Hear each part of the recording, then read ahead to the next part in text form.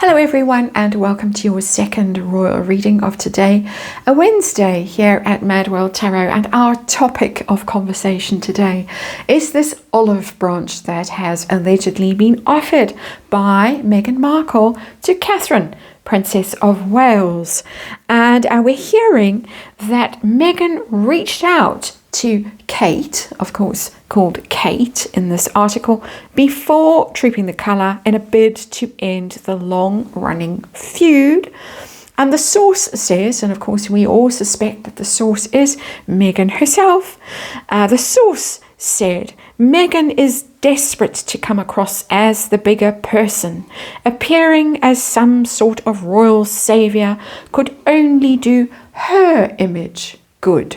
So not about Catherine's feelings, and poor Catherine has been so ill and so maligned and all of that. No, it's about making Meghan come across as the bigger person, and the royal saviour narrative could only do Meghan's image good. And the article goes on, Meghan has made it clear she'd love nothing more than to move past all the nonsense and find a way towards healing. She's ready to let the anger and bitterness go. And I did see that in the previous reading, the reading I have just done. She's ready to let the anger and bitterness go. The nonsense, as this article calls it. Meghan hopes her feelings are being fed through to Princess Kate, diminishing her again, Princess Kate. And repairing the relationship would be a huge relief for the Sussexes, not for the Waleses, not for Princess Kate.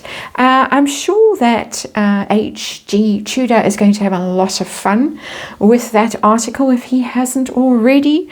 Because in my opinion, it's a classic example of a narcissist at work, a narcissist who doesn't know how to apologize, doesn't know what they've done wrong, but does realize that something is making them come across as not the top dog, and they are concerned about it, concerned enough to be the bigger person and reach out to end the feud, but only for their own needs and only for their own image. Is it not fascinating? I have kept the Soulless Tarot on the tarot table for this one. I thought, why not? We're reading on exactly the same story, but from opposite perspectives. I'm going to do a Celtic cross now, and I'm going to do it from the Princess of Wales's perspective. I want to know how she feels about this delightful offer that apparently has been forwarded, or Meghan is hoping will reach her through mutual friends. I wonder who the mutual friend could be, if not perhaps a cousin. I don't know who else would be the messenger, the go-between in this situation. I can't imagine for 1 second that there are mutual friends anymore. But anyway, we won't wonder who the messenger is, who's got the thankless task of sending this note. I'm going to be the bigger person, and let's get over this nonsense, because it will be a huge relief to me, and has been. And we're desperate and broke, and everybody hates us. So help. Anyway, Celtic cross coming up from the Princess of Wales perspective. What does she think of all of this, and what pressure is she under from the hate and the feud? We know, my opinion, it has contributed, the stress of it has contributed to her health woes. That is my opinion. But we're just going to have a look and see if how Catherine is going to receive this message and respond to it, if at all, and whether she is prepared to put this nonsense to one side and welcome Meghan Markle back and sit next to her at Wimbledon, for instance. And she did twice, heroically, I assume, on instructions of the Queen, the late Queen, not the current Queen. I doubt the current Queen would have asked her to make such a personal sacrifice for the has-been. That's my personal opinion, and let's remind you, as I shuffle one more time, that this is all tarot for fun and entertainment. It is all my opinion, all pure speculation. I just read energy here. And there is a disclaimer in the box below. Please form your own opinions about all these stories. that I read on this channel. Let us see what the Celtic Cross wants to tell us about this olive branch and its impact, if any, on the Princess of Wales. Perhaps she doesn't even know about it. Megan did hope that it was being forwarded by mutual friends, but if mutual friends have any sense, they would have torn it up, burnt it with some sage, perhaps. We have the Lovers in reverse as our underlying energy. That, of course, is a separation. It doesn't have to be a romantic couple. It's a falling out. And there has been a massive falling out between the Princess of Wales and her sister-in-law, Meghan Markle. Hard to believe that Meghan is actually her sister-in-law. It's a terrible thought, a diabolical thought, that a sister-in-law... Let's try and get the cards in frame for this reading. I failed dismally yesterday with the Celtic Cross. I get carried away with the cards and don't remember to look and see what you're seeing. I see what I'm seeing. And but anyway, Lovers in reverse, a serious rift between two people who, on the surface of things, should have been really close because they are sisters-in-laws. And in this very powerful position in the royal family, very public figures, all the rest of it, it really should have been a very powerful relationship. And if it had been a positive relationship, as it potentially could have been, it could have really done wonders for the royal family and also for Britain and the multicultural world and all of that that we're all in. And at the moment when Meghan came into the royal families, the whole multicultural thing was really very prominent in discourse. It isn't so much now. Situation, we're reading from Catherine's point of view. What is going on? The Four of Cups. Here comes the offer. The cup has been offered and she doesn't want it. It's a rejection card. Indifference, apathy. It's probably been mentioned to her then, I should imagine, that somebody has in passing said there is a note from herself in her foligraphy with a jar of jam. Perhaps that first jar of jam actually went to Kensington Palace. Who knows the craziness, the level of crazy. But it's not been received well, that's for sure, because the Four of Cups is indifference, can't be bothered, don't even want to read it. I'm tired. I can't be bothered. That's the situation we're dealing with right now. What's the problem? What's the challenge for Catherine right now? And the problem is the Wheel of Fortune in reverse. She's been through hell. All these setbacks, all these sudden reversals, all this run of bad luck that the Wheel of Fortune in reverse represents. And I bet that she traces that run of bad luck to the arrival of Meghan Markle in the royal family, when there has been arrived with this creature with ripped jeans and barefoot, and here is going to be your sister-in-law, and she's going to modernize the royal family, and she's so expert and so brilliant at PR, and she's so famous and she's so wealthy and she's so much better than you are. What's going on behind the scenes deep down in her heart of hearts? Catherine's. The Death card. Okay, don't all panic. She's gone through it. She's being transformed, and we have seen it. She had different energy. It was very positive energy. It was very powerful energy when she appeared at Trooping the Colour. But she has gone through radical transformation. That is death. Death is letting go of one stage of your life and going into that cocoon, coming out the butterfly. And that's what she's going through. She's going through big and powerful stuff. Meghan, to some extent, has been the agent of that transformation. And sometimes we do have difficult people in our lives who do transform us, send us through difficult cycles, and make us grow and expand and drop off certain aspects of our personality that no longer serve us. She's been there.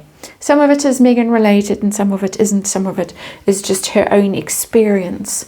And she's got bigger things to think about, really, than Meghan Markle. That's what that card is telling me. Much bigger things to think about than Meghan Markle. So what's her focus on right now as far as Meghan is actually concerned? What's her goal with Meghan? The Hanged Man. Just park it over there. I don't want to deal with it. Not interested. It's the card of being out of circulation. It's quite a dark interpretation of it, with that bat hanging, dangling over everyone. That's how she feels about it.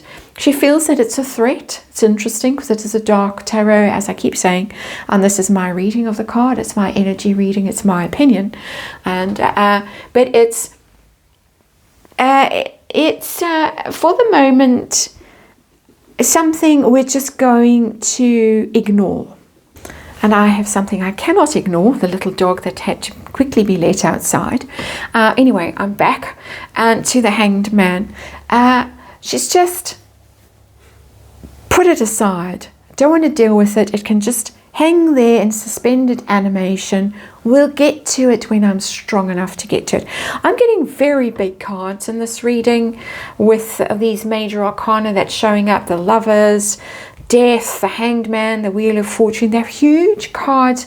They're huge life cycle cards. They're huge events in her life. But this is just park it over there. Leave it over there. And it's been defanged to some extent by distance, by separation, by ignoring, by grey rocking, by all of that stuff. And while it hangs over there, I'm going to be focused on other things. And when I'm refreshed and ready to look at it, I will come back to it. That's what's coming to me. And it's coming to me because of this Four of Cups. So feelings about the past and all this viciousness, the racism accusations, I don't need to list them. It's been relentless from the Who Made Who Cry thing onwards, and it's escalated this year, interestingly, since the cancer diagnosis was announced, quite close to the whole racism thing. Interesting juxtaposition of events, don't you think? But how does Catherine feel about all of that stuff, and particularly the recent stuff? The Five of Swords, there it is, all this conflict. It's just relentless. Fighting, fighting, fighting, fighting, fighting. Non-stop. Attack, attack, attack.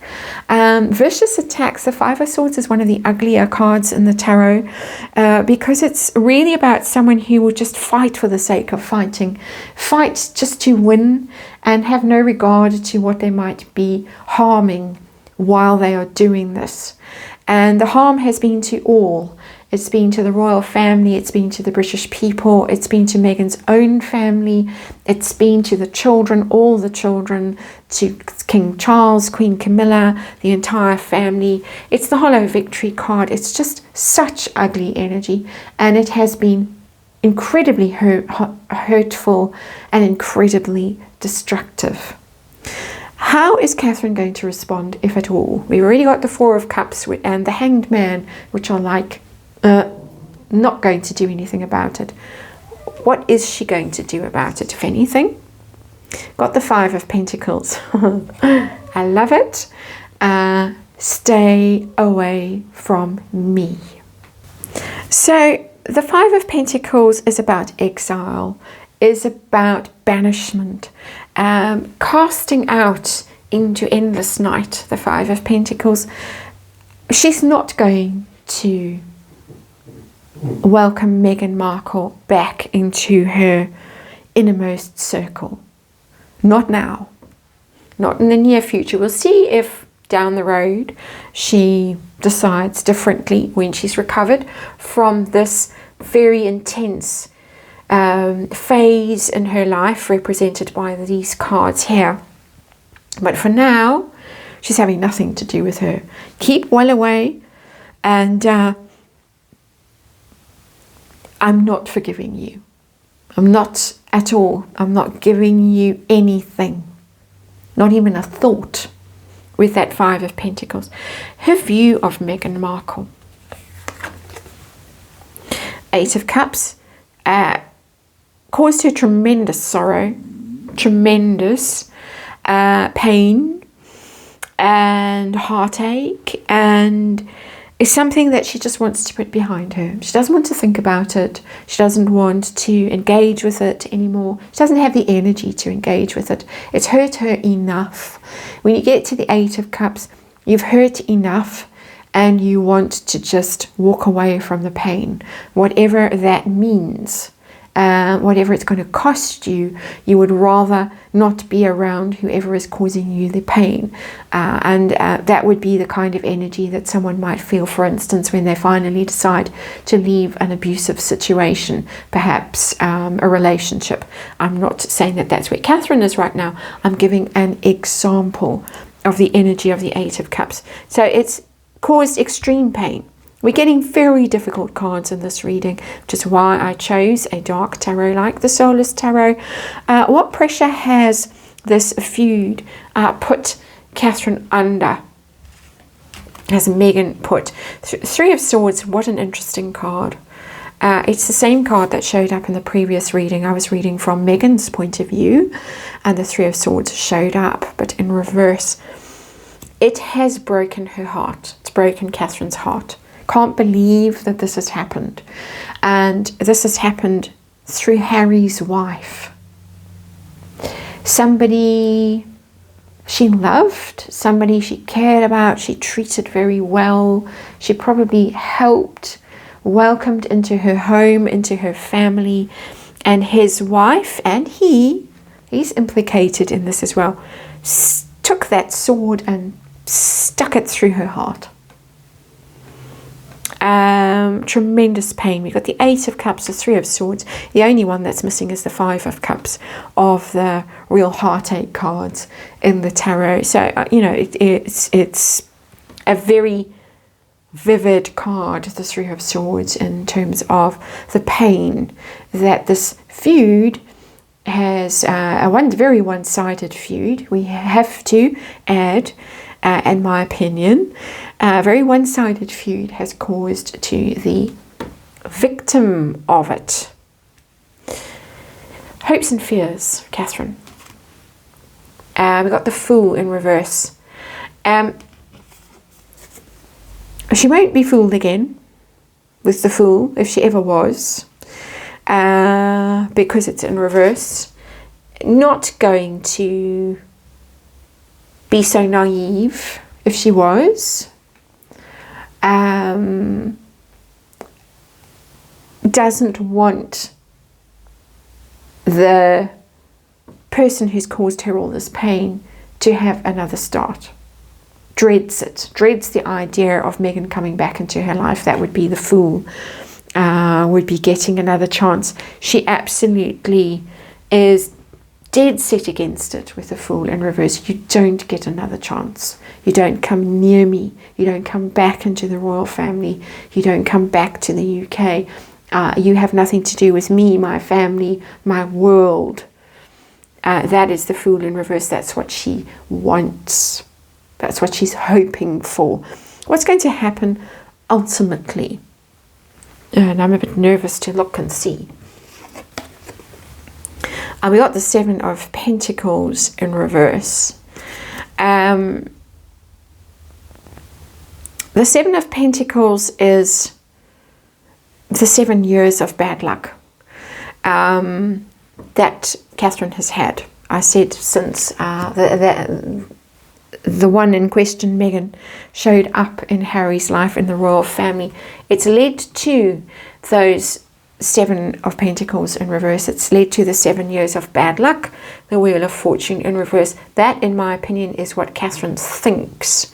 I'm asking for outcome of this, of whether she would allow Meghan Markle back into her life at any level. This olive branch that's been offered, would she ever accept it? Would she ever say, okay, forgive and forget?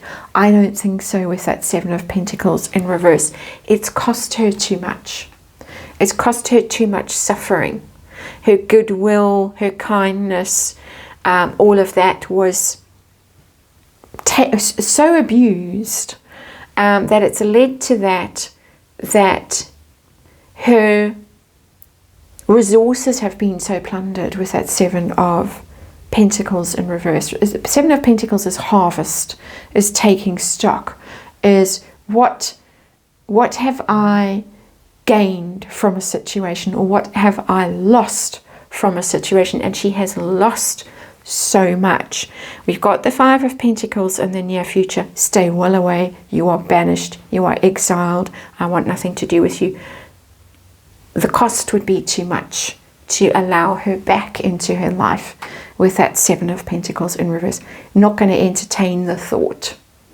However much Megan is agitating, because Megan's own life also has gone very badly wrong, despite her gleeful disappearance to California to make her billions, or find a billionaire, or whatever she thought she was going to do over there.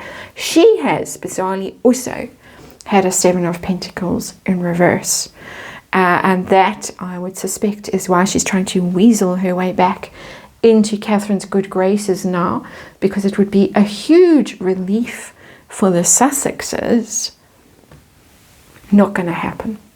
That's how I'm reading the cards, and that's it for now. Hard reading, dark reading, very dark energy. Whew. Let's send lots of love and light to the people in this reading who deserve it. And we'll leave it there for today, and see you again tomorrow.